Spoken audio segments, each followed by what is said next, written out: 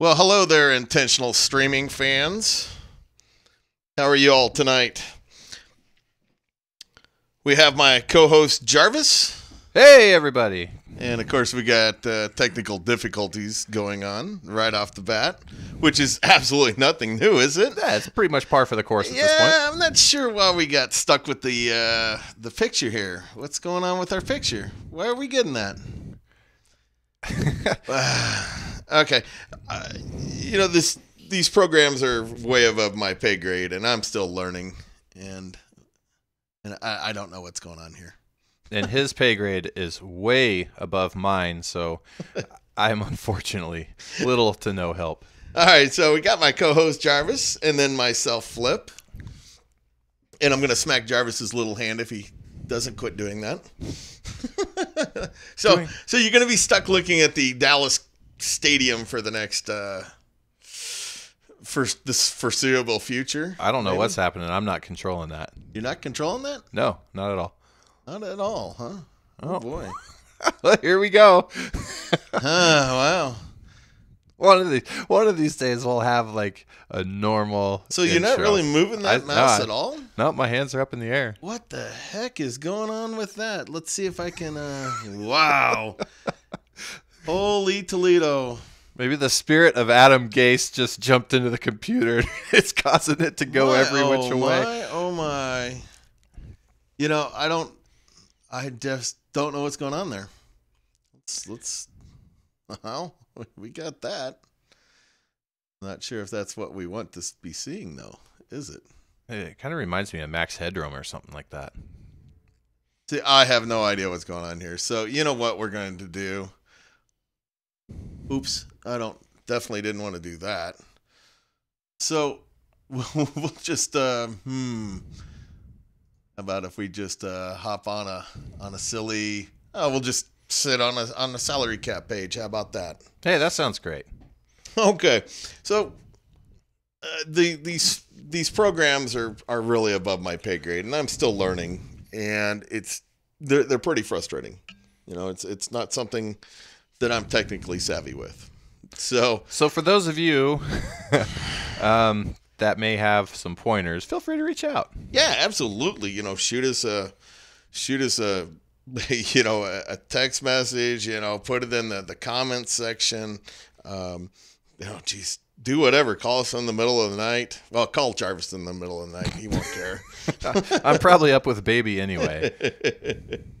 Okay, so now we've started off the show worse off than we did 2 weeks ago, and 2 weeks ago was bad. That's a tough one to beat, and I think we just eclipsed that. We destroyed that.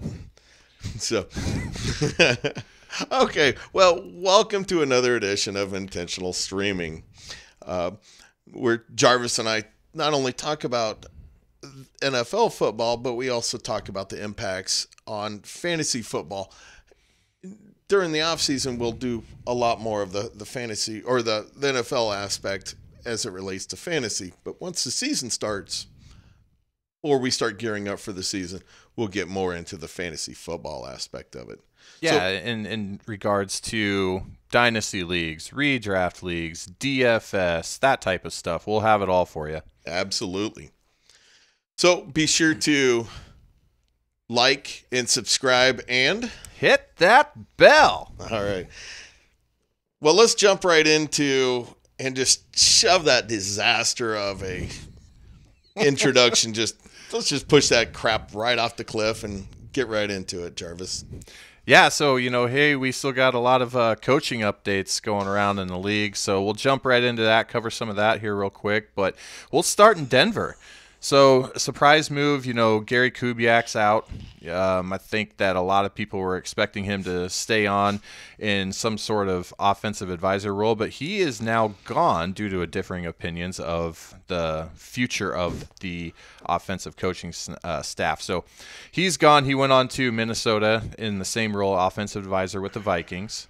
That now brings in a guy that I'm particularly super excited about, a guy that Flip may know just a little bit about by the name of Mike Munchak. Bring him in as the offensive line coach. So that's huge for us. And Flip, why don't you tell us why that's so big? In Munchak's time in Pittsburgh, not only did he, did the Steelers draft some high talent for their offensive line, but he also got other cast-offs like Alejandro Villanueva, who was elected to his first Pro Bowl this year at left tackle. Ramon Foster picked off the garbage heap and turned into a very good guard or left guard with the Steelers as well. Not to mention, of course, their perennial Pro Bowler, Pouncey at center and David DeCastro at left guard or right guard. So it's a quality hire. The only knock I have on Munchak is the line is way better at protecting a quarterback than they are at opening up lanes to run with. See, and I was kind of thinking the opposite, because if you look at the track record of the Steelers' running back history, even going back to LeGarrette Blount and D'Angelo Williams, and then Lev Bell and James Conner, and now Jalen Samuels, all of them seem to have thrived. So could it be a system type deal? And I'm thinking a lot of that, there's one constant there, and it was Mike Munchak. To a certain degree, I would agree with you, but I'm going to rely on Pro Football Focus, which I'll catch some crap for, relying on them. Pro Football Focus goes back and they don't really grade some of the Steelers' offensive linemen that well when it comes to run blocking. They're all, way above average or like in Pouncey's case or DeCastro, some of the best in the league. So as a Broncos fan, should I be excited about the potential of the increase in Royce Freeman and Phillip Lindsay's fantasy outlook? Now, Phillip Lindsay had a monster, first season. What does this do to Royce Freeman? Should we be excited about that? Well, I wouldn't be excited with Royce Freeman just because of Phillip Lindsay. I know you're a Freeman fan. I am. But I have Lindsay in another league myself, and Lindsay's the man. Royce Freeman's going to be kind of like a change of pace back. Which is so shocking to me, because it seems like the roles should be reversed. Like they had a Freaky Friday and they swapped bodies, Phillip Lindsay and Royce Freeman, because Phillip Lindsay, when you look at him, when you watch the tape and where he runs primarily up the middle. Like he's not getting a lot of swing passes or pitches out to the outside. He's running a lot right up the middle. And for a guy of his size, it concerns me how long he'll be able to withstand that. And with a guy his size, he's actually not that great of a pass catcher. Royce Freeman is the better pass catcher there. So I think that if you bring in and implement the correct blocking scheme and the right offensive line coach like Munchak, I just see a lot of potential in Freeman. I'm a little bit higher on him for those reasons, but you're right. As of right now, Phillip Lindsay's the man, and I love Lindsay too. Well, I think it's Lindsay's job definitely to lose. At this point, I would have to totally agree. Mm-hmm.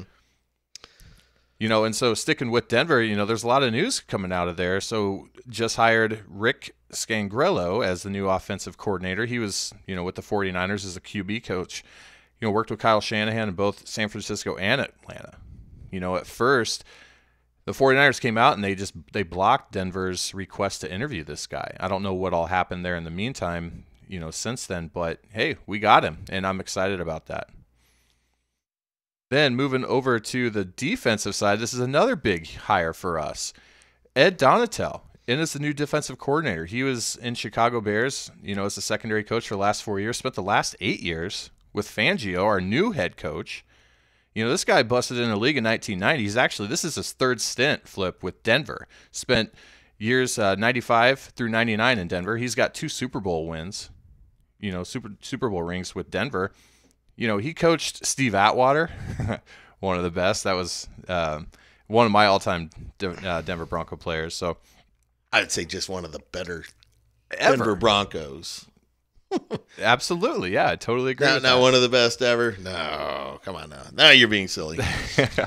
But yeah, he spent a lot of time bouncing around from team to team as secondary coach, defensive coordinators. He's been in the league for quite some time, and like I said, this is now his third stint back in Denver, and we're excited to have him.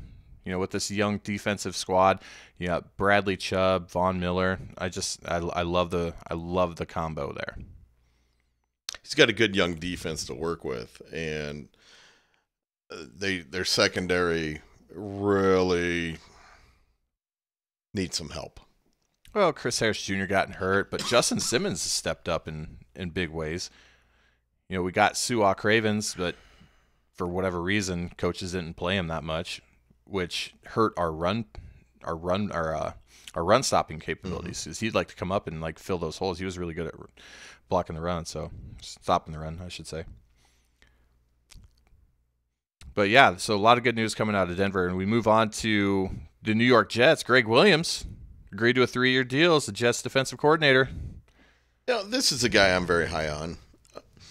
He's had numerous coaching stops, most notably, New Orleans about 10 years ago when he won a Super Bowl. Unfortunately, his career kind of got a little sidetracked because that's when the whole Bounty Gate came out. And just last year, he was the interim head coach with Cleveland after a really bad 2017 season with Cleveland. 2018, his defense was seriously one of the better defenses in the league.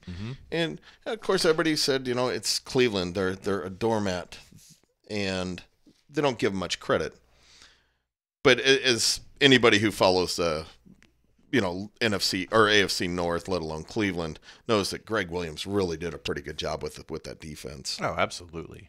Absolutely he did. Then moving on to, I think that's a great hire for New York. Just back to that. I mean, especially with the defense that he's got set up now, I think he can actually go in there and make a pretty sizable impact right away. Agreed. Moving down south, Jaguars hire former Vikings offensive coordinator John DeFilippo as their new offensive coordinator. What do you think of that? I like that. He coached with Tom Coughlin with the Giants, and reunites with them. Called the offense in 2015 with Cleveland, getting career years from Travis Benjamin and Gary Barnidge during that time. Now, here's kind of a big question that we'll dive definitely into further on. But will the Jags, go with Nick Foles? Are they really going to be done with Bortles down there? And that's something to hold on. We'll definitely get into that later. Yep. But I do think a change is a coming. Yep. The Bears land Chuck Pagano as their defensive coordinator. This is definitely a longtime assistant coach and former head coach. He spent some great years with Baltimore in 2008 to 2011. It definitely improved that defense from a 21st passing yards defense to 4th. They improved from 9th in passing touchdowns allowed to 1st in the league. The defense also came away with 17 interceptions. Pagano is known for his ability in secondary and ability to stop opposing teams' pass attack. 2012 to 2017, he was the head coach with the Colts, 53-43 record. Luck missed 26 games in that span, and that's kind of the reason why he was let go. Was the last 2 years, Colts weren't very good, and they were missing luck. No team is gonna be impressive without your star quarterback.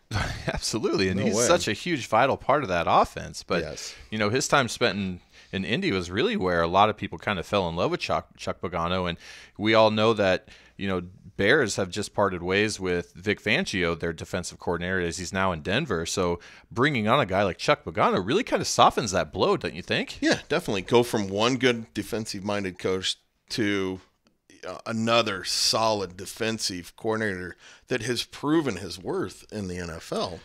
And good for Chuck to inherit a defense like that, to come in. Like, that's everybody's dream. Yeah, it's a feather in your cap right there, isn't it? Absolutely it is. So, yeah, good hire there. Patriots defensive coordinator Brian Flores has emerged as the favorite for the Dolphins head coaching job. Is that one that you want? The Dolphins? Yeah. Oh, no. Huh. I wouldn't give up my day job to head coach the Dolphins, I don't think. I don't know. The weather's pretty nice down there. Well, okay, I'll give you that. Especially since it's 0 outside and snowing. Yes. Would much rather be down there. For all those people that don't live in Kearney, Nebraska, that might be listening to this. Yeah, that's currently our weather outlook right now. So he's still under contract with the Patriots. So he can't actually accept the job, but all reports have him. That's where he's going to be the man there. Flores has been with the Patriots since 2004. So, he's got all those years under, Darth Hoodie and Patricia there as well. So he's got some really good pedigree down there. 2018 was the only season as a defensive coordinator. Takes over a Dolphins D that was 27th in points given up, 29th in total yards given up. Does not help that they were 26th in offensive points and 31st in total yards.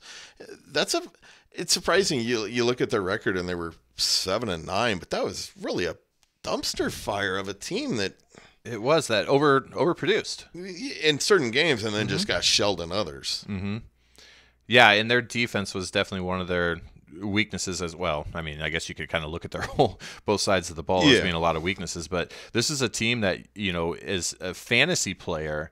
If you have a good running back going up against this Miami Dolphins defense, you want to attack that. Like, you can run on Miami. So that's going to be something that he's going to want to address in the next year. So right away. Yep. It could be a splash hire for him. I mean, this guy, like you said, he's got a lot of experience under arguably the greatest coach that the NFL has ever seen. Agreed. The question is, boy, he's only been a DC for 1 year. How much did he learn from Darth Hoodie and Patricia? I'm going to assume 14 years with Belichick that he has learned a lot. Yeah, for sure. Zach Taylor, he's going to be the head coach for the Bengals. Former Husker quarterback. Yeah. Husker Nation all excited about this guy. Of course, they couldn't get excited with him when he went to the pros, of course, because he bombed out in the pros and then went to Canada and never made it there. But talent doesn't dictate intellect. No. And by all means, this guy's extremely smart and qualified for the position. There's a lot of people that were fighting to get a chance to talk with him, Denver included. He's 35 years old. And 2012 to 2015, he was with the Dolphins, was an interim OC for 5 games and went 2-3 during that time. 2016, he was OC for the Cincinnati Bearcats, college football. I did not write down the coach, but people would probably know his name if they heard it. Mad I didn't do that. In 2017, Taylor was hired by the Rams as an assistant wide receivers coach, and then in 2018 he was promoted to quarterbacks coach. The problem that I see, or the problem that I like being a Steelers fan, is where's the experience? It's really not quite there yet. This guy doesn't have even a coordinator. I mean, he has no NFL history besides 5 meaningless games with Miami a number of years ago. Basically almost no OC experience whatsoever. So how much do you attribute this to the initial Sean McVay hire by Los Angeles, when everybody was like, oh, this guy's too young, what are they doing? They need to get in someone with more experience. But Sean McVay is a savant. So, but at least do you think that McVay at least had a bit of more pedigree than in Washington? Yeah, this is time in Washington. Yeah. But do you think that this is someone being like, oh my gosh, like this guy, like McVay, this young wonderkind, this savant, has come out and emerged as being an incredible coach, an incredible football mind, and if we can try to replicate that, do you think that's probably why Zach Taylor's getting the attention? If he was on another coaching staff, would he be in line for these type of opportunities, do you think? No, I don't. I agree. With McVay, you got to look at McVay. McVay was kind of handed a lot of that. Look at that defense. That defense was a lot of that defense was besides like Aaron Donald, but some of that defense was brought in from the outside. That's on the GM there, and you fall into Gurley. All of a sudden he's got Goff performing at a huge level. Woods comes from another team, and resurrects his career from his dumpster fire days in Buffalo. Yep. Does Cincinnati have that talent level? No, they don't. Not right now. No, they do not. Do you want to go over the? Yeah. So my favorite team's former head coach, Vance Joseph, goes from the Broncos and lands a job as the Arizona Cardinals defensive coordinator. Love the hire, actually. I really, really do. Didn't like Vance Joseph as a head coach. I love him as a defensive coordinator. He's going to go back to a 3-4 scheme there. He's a very solid defensive coordinator, and you get to pair him up with a very inexperienced head coach in Cliff Kingsbury. Yes, and I really like that. I think that was their strong point last year was a good defense. Mm-hmm. And I think that's a fantastic move to keep that defense moving in the right direction. I agree. They've got a lot of potential on that defensive side, and you put Vance Joseph, a defensive-minded guy, into that position where he can focus 100% on it. Splash hire. I love it. Love it. Ravens go with give their offensive coordinator to Greg Roman. Roman has been one of the top dogs in the run game, offensive schemes over the years.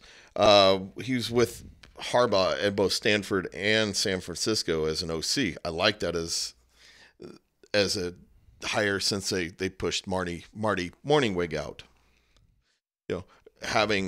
Having Lamar Jackson as the quarterback going to more of an offensive, run-based game.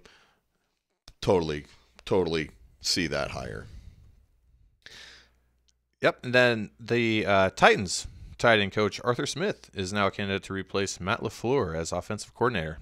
Guy has 0 offensive coordinating experience, though.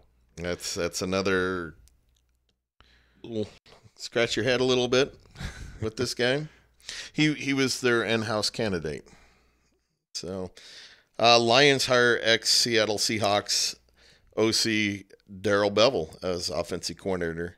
A run-first OC who fits with what Matt Patricia wants to do in Detroit. The passing game is going to remain stagnant in Detroit until Patricia realizes that the NFL is a pass-happy league. It's basically what it was a guy he wanted in there to run the ball, and that's not what Jim Bob Cooter wanted to do there. Best name in all of football. Former Falcons head coach Mike Smith has quit coaching in the NFL at the age of 59. Went 66-46 as a head coach in 7 seasons. First head coach of Atlanta to ever have back-to-back winning seasons. That was kind of crazy. I did not know that. Won 3 AP Coaches of the Year awards, but flamed out after his last one. Bye-bye, Mike Smith. Yeah, I really liked Mike Smith. Did too. The Browns hire Steve Wilkes as defensive coordinator. Comes over from Arizona. He was a defensive backs coach for the Bears from 2006 to 2008. Chargers defensive back coach from 9 to 11. Panthers secondary coach, where he really got a lot of recognition from 2012 to 2015. Promoted to assistant head coach in 2015 as well. Panthers DC 2016, 2017. He really made an impact with that Carolina defense. And then he didn't really get a fair shot at the Arizona head coach last year, where he spent a year. Mm-hmm, mm-hmm. Yeah, good hire there. What about the Browns? Yeah, they also hired Todd Monken as offensive coordinator. In college, he coached under Notre Dame with Brian Kelly and Oklahoma coach Mike Gundy. 2016 to 2018 was the offensive coordinator of Tampa Bay Bucks. So that'll be interesting. That's going to be a good hire. You know, he went from a gunslinger with Jameis Winston to a solid Baker Mayfield. He did have some turnovers. So he's much more accurate a thrower than Winston. Yeah. So I would definitely expect a high tempo offense. You know, something where they are going to throw the ball downfield there. Yes, for sure. Packers hire ex-Jaguar OC Nathan Hackett as offensive coordinator. That would be the last one. And, you know, who runs that offense, really? You know, Aaron Rodgers runs that offense. Yes. You know, he's basically probably going to tell Mr. Hackett, who does come from a lineage of head coaches, that I'll tell you what to run, Mr. Hackett, and we'll do that. Yeah. It's like when, the easiest job in the NFL was the offensive coordinator under Peyton Manning. Yeah. Don't have to call any plays. No, he'll do it all at the line. You know, he'll walk up there and be like, oh, I see you out there. Okay, yeah, let's just run this. Audible. Omaha. So, all right, yeah, so that was a good quick recap there.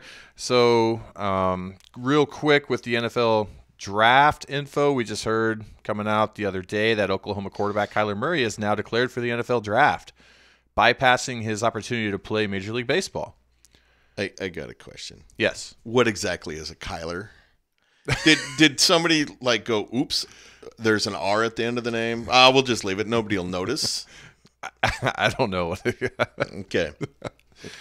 But I like this move for him. I think it's gonna pay off for him immediately, because of the money. I think that he's now one of the hot quarterback items in a class of quarterbacks that, to me, is probably one of the poorest in the last 10 years, at least 10, 15 years. We could be looking at the Geno Smith, AJ, the old Buffalo quarterback, EJ Manuel, something like that. And so he's naturally going to propel himself up to the top part of the first round, but I don't think it's because of his overall ability. I think it's just lack of availability in that position overall. Well, the NFL is so starved for young quarterback talent that it's a quarterback. It's a pass happy league. It's a pass first league. Yep. And you have to have a young gun, and you have to have that young talent. That young talent also sells season tickets. And in a league right now where everybody's seeing the emergence of a Deshaun Watson, of a Patrick Mahomes, everybody wants that. That's what sells seats. That's what sells merchandise. That's what gets people to watch. They're exciting. That's what they're kind of hoping for. And unfortunately, we just don't see much of that talent coming out of this year's draft. I think next year's quarterback draft is going to be a lot better. But I have the first overall pick in one of my dynasty leagues, and I will definitely be, and it's a quarterback intensive league, so it'll be quite interesting to see what I'll actually go there on, which one of these quarterbacks actually progresses through the combine, through the NFL draft, and so forth. Kyler Murray, he gave up a lucrative baseball career to play NFL football, and nobody expected that halfway through this season. I certainly didn't. Football season. So that's where I kind of scratch my head and think, is this kid really an NFL caliber quarterback after 1 year at Oklahoma? Or 1.5 years, I think. Maybe 2 years. Mm-hmm. So, other random NFL news. Saints believe defensive tackle Sheldon Rankins torn Achilles. That's a huge, huge blow to them. Eagles right guard Brandon Brooks also suffered a torn Achilles. Ouch.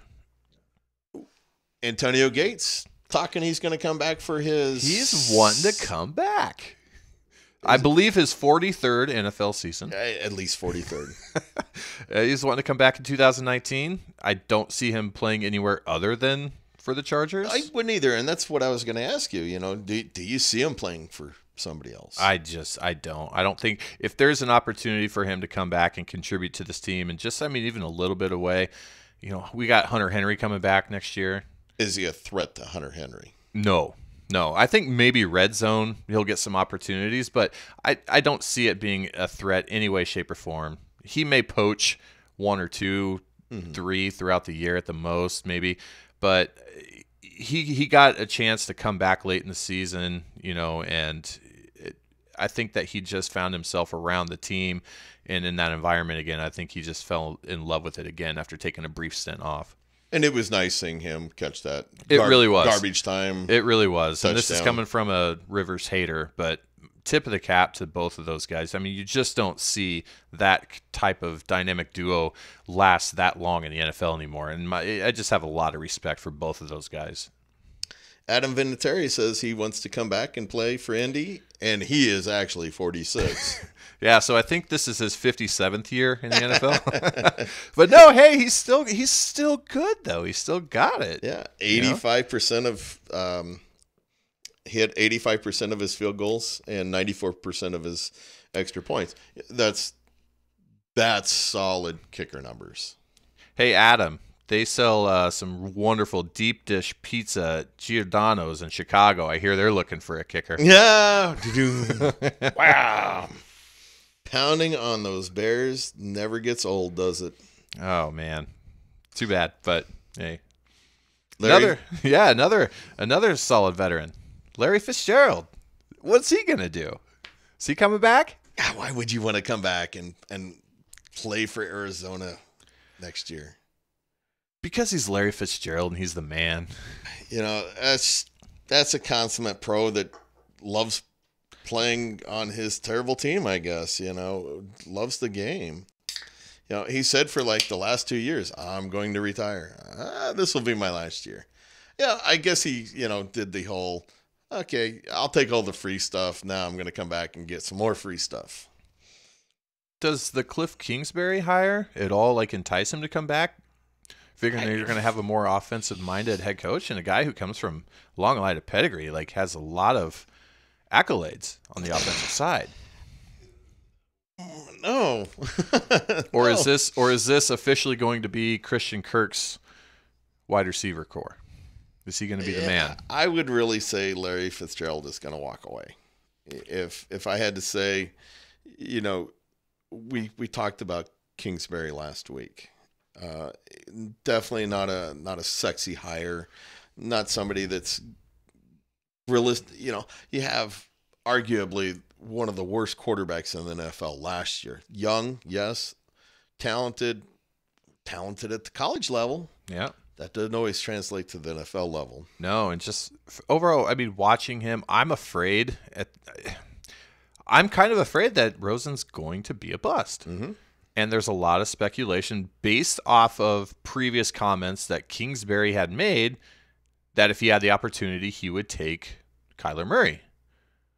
There's no way that they would draft a quarterback in the first round. That's because they get the number 1 overall pick, and that's Joey Bosa's little brother right there. We'll see. Nick Bosa, I believe is his name.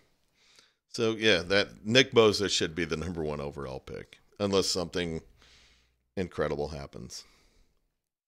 Then whoever gets Nick Bosa is just going to love him anyway. That's another conversation for down the road. Bruce Arians going to convince Deshaun Jackson and his either 4 fantasy points a week or his 20 fantasy points a week to come back. Yeah. It is what it is. Yeah. He's a free agent, so. Or no, I don't know. He's not a free agent. He's still under contract. Oh, is he? Yeah, I believe he's got 1 year left, but he's saying He was saying I want out of Tampa Bay because he started off having a really good year and then nothing. I could see him really went succeeded. downhill. I could see him succeeding in offense like Buffalo, where you got Josh Allen who could just throw the ball 90 yards. Just be like, all right, Deshaun, go down there. That's the problem. Deshaun Jackson's just a one-trick pony.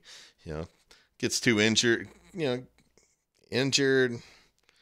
Like I said, I got rid of him in one of the dynasty leagues a couple of years ago because I got tired of his 420 points. Yeah, he's a boomer bust guy. We saw that all the way dating back to his days in Philly. Which, speaking of Philly, they kind of got a little bit of a dilemma on their hands. Like, it seems to have been addressed and the fire's been put out. But the great debate right now is, okay, what are they going to do at quarterback?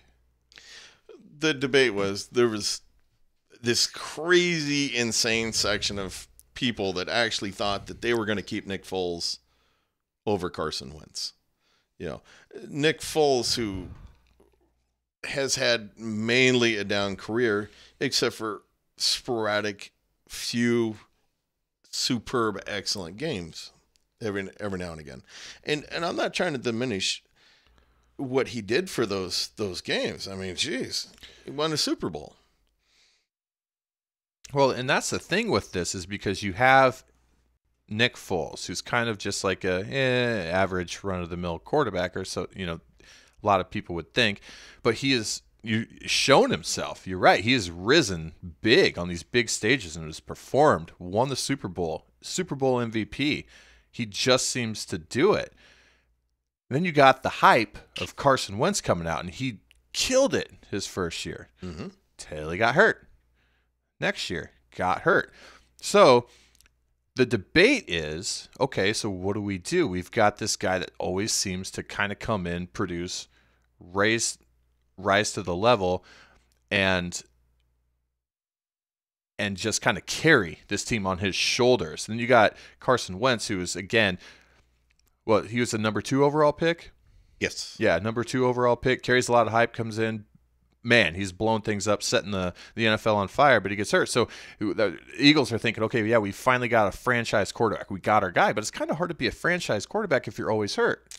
Well, one thing is the flukes. Like when he dove into the end zone and tore his ACL, it's like, really didn't look like he got hit on the legs that bad. Yeah. So it was more of a kind of a fluke thing. You got to give him props for being a gamer. But you also got to slap him upside the head and say, don't do that ever again. Yeah. We didn't need that touchdown that bad.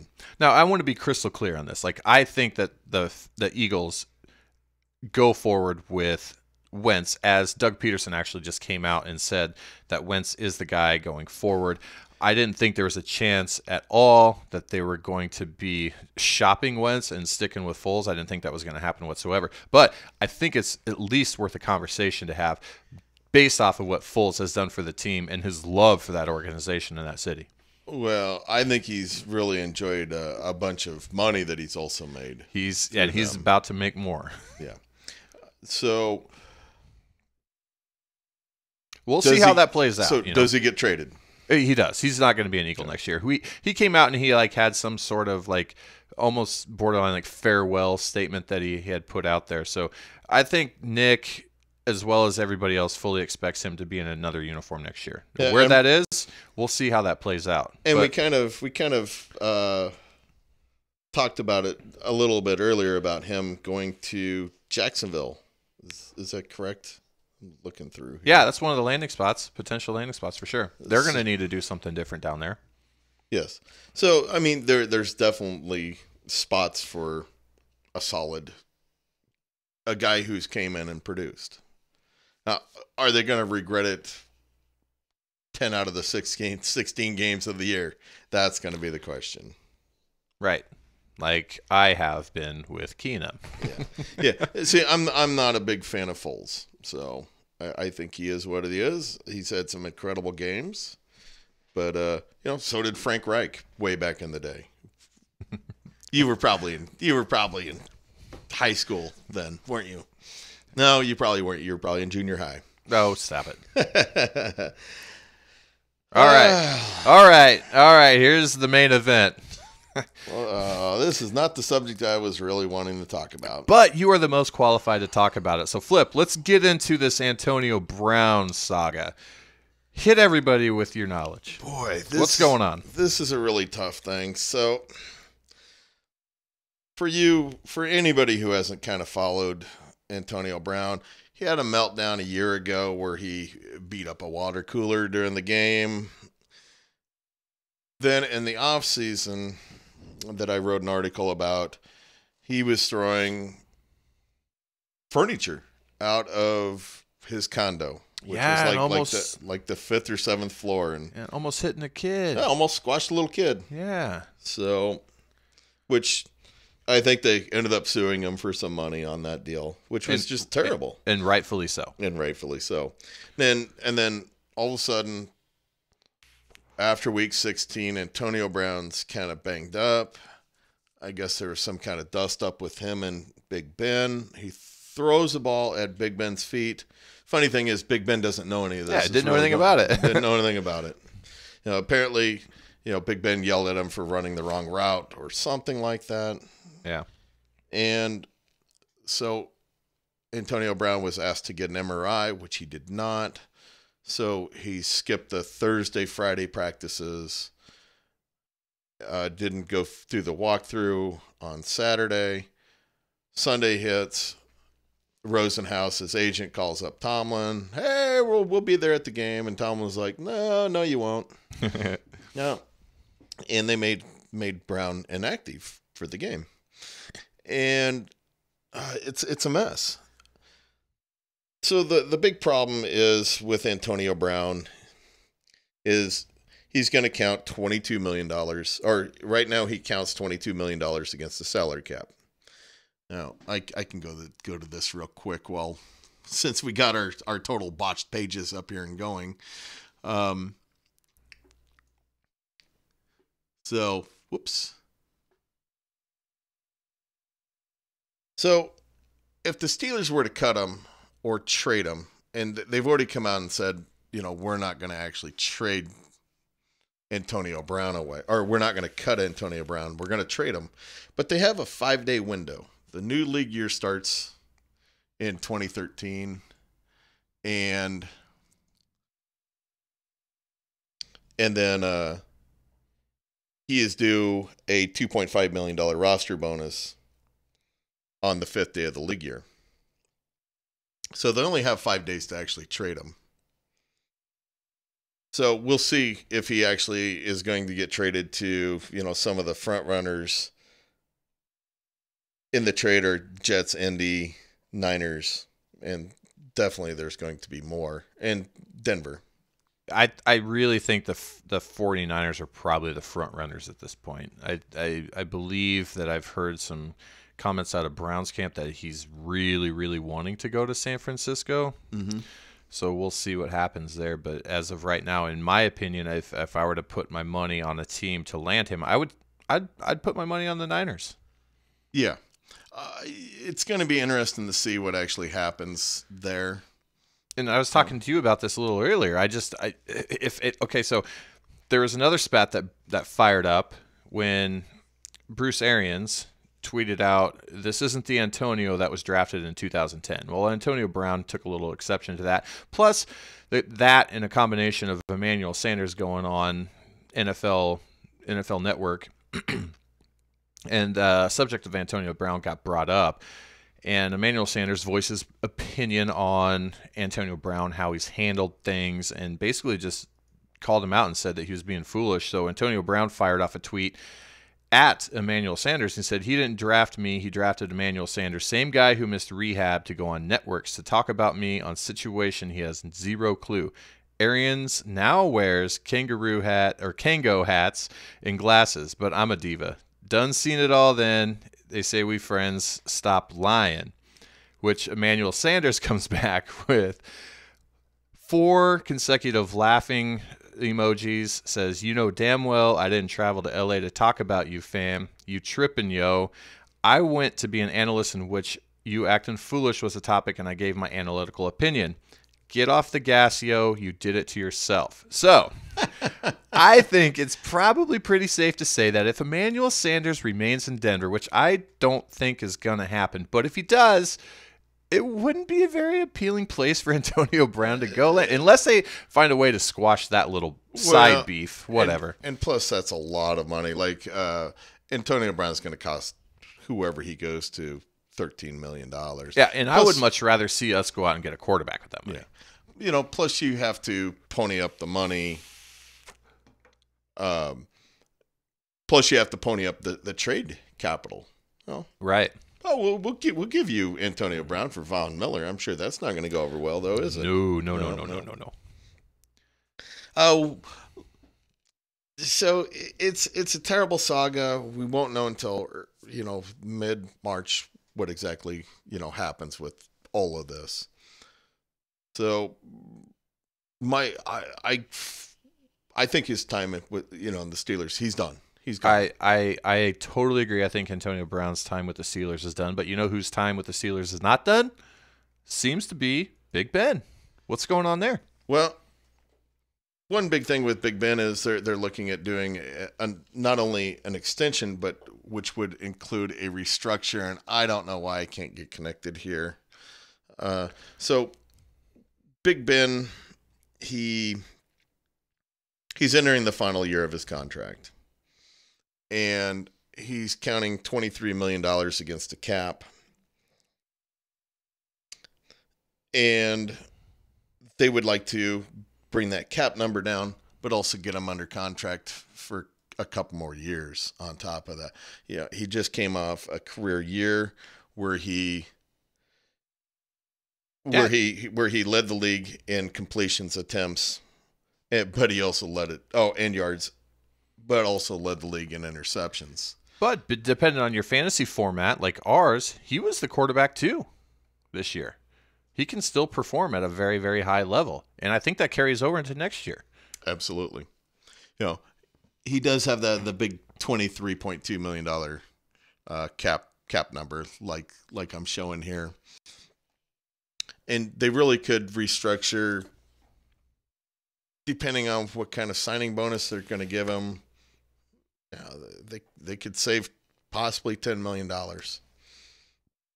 It's so hard to say with what exactly. I do expect him to get a new contract for how many years? I wouldn't want to see two more. I wouldn't want to see more than 2 more years stacked on. I wouldn't. That puts him at 40. Yeah, no. I don't think that he's got it. I mean, this is a guy who's pretty banged up.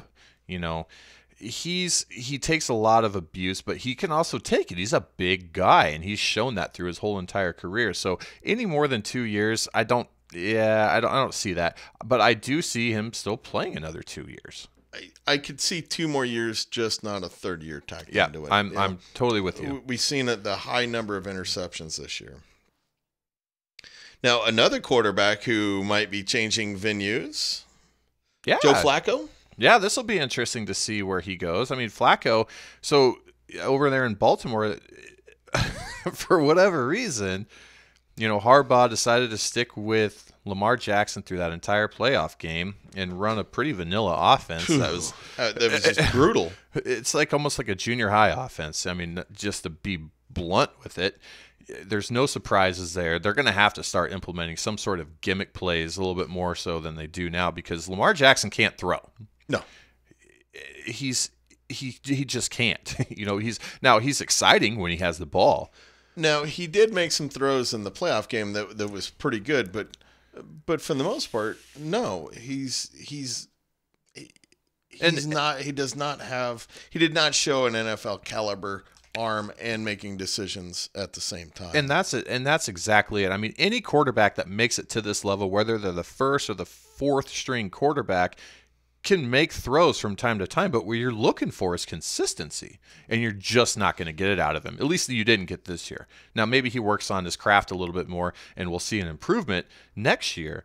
But as of right now, it was bizarre. But anyway, so clearly they have the faith in him and the trust in him, and the Baltimore Ravens have selected their guy going forward. So that means there's going to be an odd man out. That means Flacco, he's going to be gone, so he'll be traded this year. This guy he just turned 34 today. Happy birthday, Joe, by the way. Happy birthday, Joe. Where do you think he goes? I mean, right now, as it seems, I mean, I saw a report earlier today kind of showing like the front runners, and it looks like the Denver Broncos are actually the front runners to potentially land this guy, followed by the Jaguars, the Redskins, Dolphins, Giants, Raiders. I definitely think, the Redskins are going to be some kind of a player with a veteran quarterback. The Redskins, when they lost Alex Smith, and I think Alex Smith's career's done. Brutal injury. Unfortunately, I do as well. He had 3 surgeries afterwards. So I really think it's kind of a done deal that they will go to a veteran quarterback there. It kind of fits Daniel Snyder's, attack down the field more, Flacco being a vertical passer, somewhat like Alex Smith was. Right, and you got Josh Doxson there now that is a deep field threat, downfield threat. Big guy, can go up and catch the ball. They're going to have Darius Geis come back. Let's not forget about him. Yeah, exactly. So that'll give a little bit more balance to that offense. You're going to have to neutralize the running threat as well as the passing threat. And if you can get a guy in there, it's a veteran that can kind of come in and groom young quarterbacks, which is why I was like, okay, yeah, I'm in favor of him going to my team, Denver, if and only if we get a younger guy in there that we could potentially groom and learn under a veteran of Flacco's caliber. So we'll see what happens there, but that'll be one to follow, and obviously as the year progresses, we'll get more and more info on that. But yeah, come when we start getting into some of our March free agency shows in the first couple of weeks, that's when maybe we'll put that to paper on our predictions, huh? Yeah, absolutely. We'll get Jarvis's Flacco prediction and my prediction on it, and see who's right, or see basically who's more wrong. And believe me, between Flip and I, that is going to be a race that we follow closely because we love being right. And I don't know if I like more being right or if I like more you being wrong. I don't think you're right very often, so you should probably, go for that you want to be right. Oh, boy. Because, it's kind of like Easter. It just doesn't come around that often. Hey, but when it does, we celebrate. You betcha. All right. Well, any final thoughts? Yeah, let's get a quick prediction on the Super Bowl. All right, who's going to advance through this playoffs and into the Super Bowl? Who's playing? Yeah. Shoot, don't even know. Some no-name guy in Boston, out there by Boston. I'm gonna get a lot of haters on this. Patriots, Chiefs. Who wins? I'm gonna get a lot of hate on this, but got to give it to 40-year-old Tom Brady. Yeah, see, I'm going with the Chiefs. Are we gonna write this down? Yeah, why not? Do people still use pen and paper? Probably not. So I'll take New England just because of Tom Brady, the Tom Brady factor. They're sort of a mediocre team all year until the first half. So, and when I say Chiefs, I'm talking like I'm 51% on the Chiefs and 49% on the Patriots. Yeah. So it's a toss-up. It's going to be a fun game to watch. I candidly and to be transparent, do not like either team whatsoever. Agreed. But I think it's going to be a really fun game to watch. And then we head over to the NFC side. Who you like there? The Rams. I'm the Saints. Yep. I think the Saints have a better team. My only concern is Sean Payton. Well, both of these coaches have a tendency to just get a little too cute and try to be a little too smart with things. We'll see. Like, I don't want to see Taysom Hill catch him, or Kirkwood catch him back. Give the ball to Breeze, Kamara, Thomas, and Ingram. Well, geez, they threw to Thomas, 15, 18 times last week? What do you have? 30-plus points in fantasy. Mm-hmm. Does he repeat that? I don't know, but I think he's got a pretty high floor. Yeah. So, but they were only using one wide receiver. Yeah, Kirkwood caught one one catch, but they don't generally use a second wide receiver in their offense. And I think to beat the Rams, they're going to have to use more than just Kamara and Thomas. Yep. You know, I think all you DFS players, listen up. Ted Ginn Jr. Oh, okay. He's going to be the X factor. The 1 week wonder. Yep. I'm calling it right now. Ted Ginn Jr. is going to blow up for 20 plus fantasy points in this game. Me, I'll put my money on Robert Woods. You know, that's a great call though. I'm a big Robert Woods fan. He's so versatile. You know, you ask him to play outside, you ask him to come in and play the slot. That devastating injury to Cooper Kupp really kind of hurt him, but the emergence of Robert Woods being so versatile and being able to be moved on both sides, inside, outside, and then Josh Reynolds has stepped up and played well. So, and of course, you know, you have Gurley, you have a good defense, a very suspect secondary. It seems like Marcus Peters just gets lost in coverage in space. You know, how does Marcus Peters go from being such a good cornerback with Kansas City? Of course, he always took chances and got beat though too. Yeah, he did. But he made just an insane, ridiculous, like rookie mistake where he totally ignored his coverage and followed another guy in coverage last weekend and got burnt on it for a touchdown. So we'll definitely see. So we're on the opposite ends of the spectrum there. So yeah, it kind of seems we are. That's going to be fun. Should we wait to make our real Super Bowl projections until after this week, or do you want to take a stab at that? No, we'll wait. We'll wait. Yeah, okay. That sounds good. We'll wait. We'll keep all of our listeners in suspense. All 7 million of them. Yes. So, on that note, let's wrap this show up. And, you know, I believe Jarvis has a concert to go to tonight. And yes, sir. I have some obvious technical stuff to work on for the show tonight. So I would much rather be going to a concert. Yeah, me too. So, okay. Well, thanks everybody for listening to another, well, once we put the training wheels on at the beginning, it started to roll. It's just that intro is just killing us. We've got to work on that, right? We. I like how he says we. Yeah. Oh, yeah, and 100% we means you. Yeah. I see you pointing at me right now, right? Yeah. Me. Yeah. So, okay. Well, I promise we will have a better intro next week, and it won't be a complete disaster again. Promise. So be sure to like and subscribe and hit that bell. All right. Well, thanks everybody for listening. Jarvis and I definitely enjoyed our time, and we will catch you next week. Good luck, DFS players.